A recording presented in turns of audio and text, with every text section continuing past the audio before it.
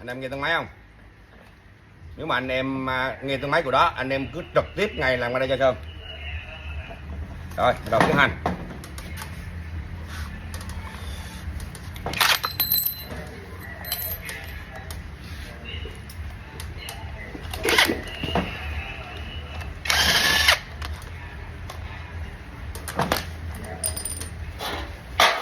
Cụm này quá da rồi.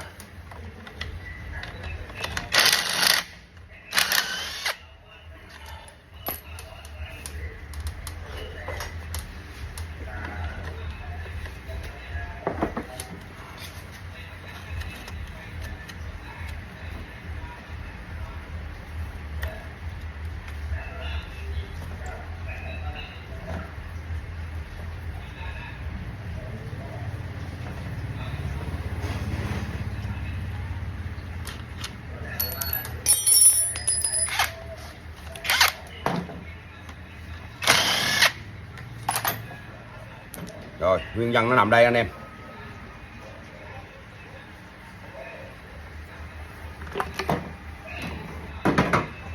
Anh em thấy không? Còn một cái ánh sáng như cái bút đũa không được, con đũa nữa không? Lấy đầu nó thoát. Trước khi anh em cậy ra là anh em đẩy bê tông lên cái hai lá bạc cho lên cao nha, đừng có để dính nha. Rồi, soi. Cái tay.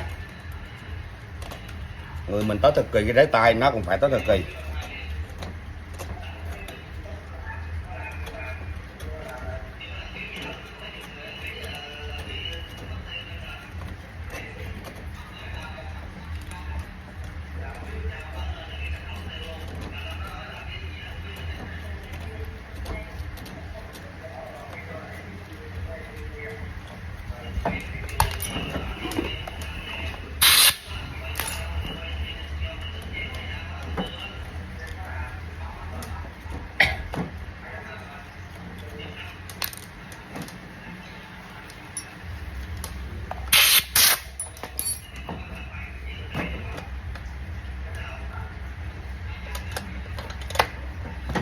Rồi anh em xem lại nè.